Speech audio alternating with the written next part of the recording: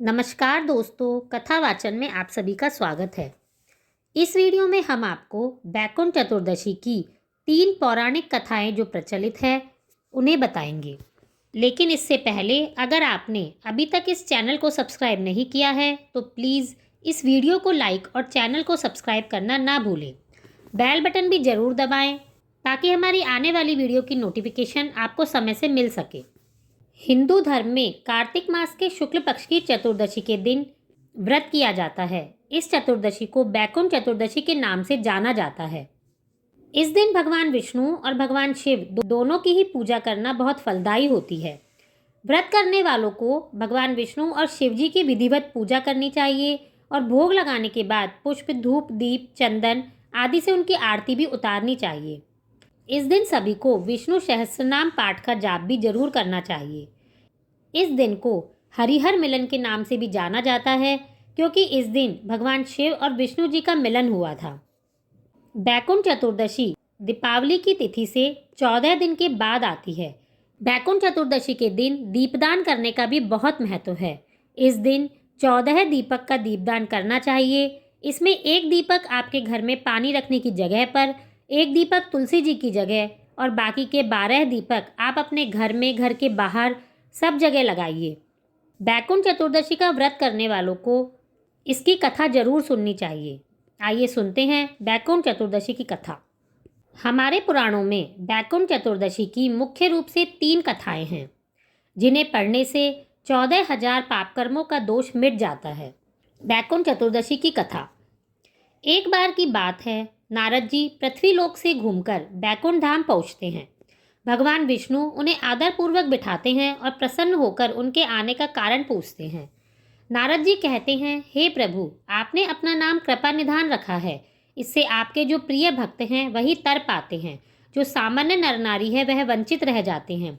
इसलिए आप मुझे कोई ऐसा मार्ग बताएं जिससे सामान्य भक्त भी आपकी भक्ति कर मुक्ति पा सके।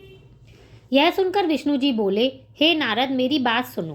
कार्तिक शुक्ल पक्ष की चतुर्दशी को जो नर नारी व्रत का पालन करेंगे और श्रद्धा भक्ति से मेरी पूजा करेंगे उनके लिए स्वर्ग के द्वार साक्षात खुले रहेंगे।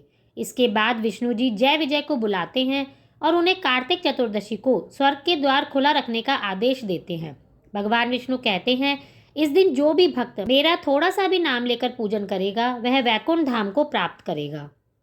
इस तरह से बैकुंठ चतुर्दशी के दिन जो भी भगवान विष्णु का व्रत और पूजन करता है उसे बैकुंठ धाम की प्राप्ति होती है।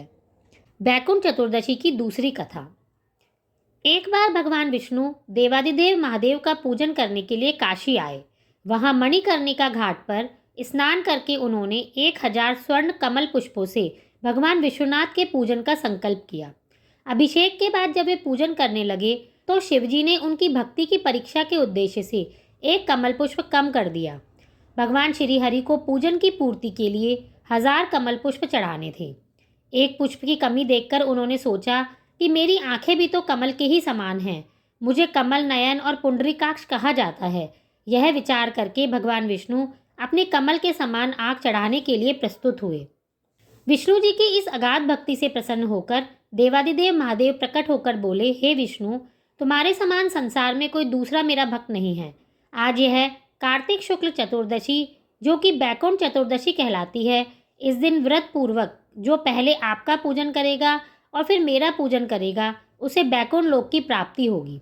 भगवान शिव ने इसी बैकुंठ चतुर्दशी को करोड़ों सूर्यों की कांति देने के समान सुदर्शन चक्र विष्णु जी को प्रदान किया। शिव जी और विष्णु जी कहते हैं कि स्वर्ग के द्वार खुले रहेंगे और मृत्युलोक में रहने वाला अगर कोई भी इस व्रत को करेगा तो वह अपना स्थान बैकुंठ धाम में सुनिश्चित कर लेगा। बैकुंठ चतुर्दशी की तीसरी कथा। एक बार एक धनेश्वर नाम का ब्राह्मण था जो बहुत बुरे काम करता था। उसके ऊपर कई पाप थे। एक दिन वो गोदावरी नदी में स्नान करने के लिए गया। उस दिन बैकुंठ चतुर्दशी थी। कई भक्तजन उस दिन पूजा अर्चना करके गोदावरी घाट पर आए थे।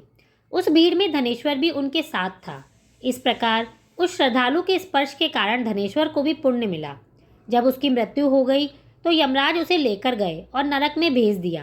तब भगवान विष्णु ने कहा कि यह बहुत पापी है, पर इसने बैकुंठ चतुर्दशी के दिन गोदावरी स्नान किया और श्रद्धालुओं के पुण्य के कारण इसके पाप नष्ट हो गए।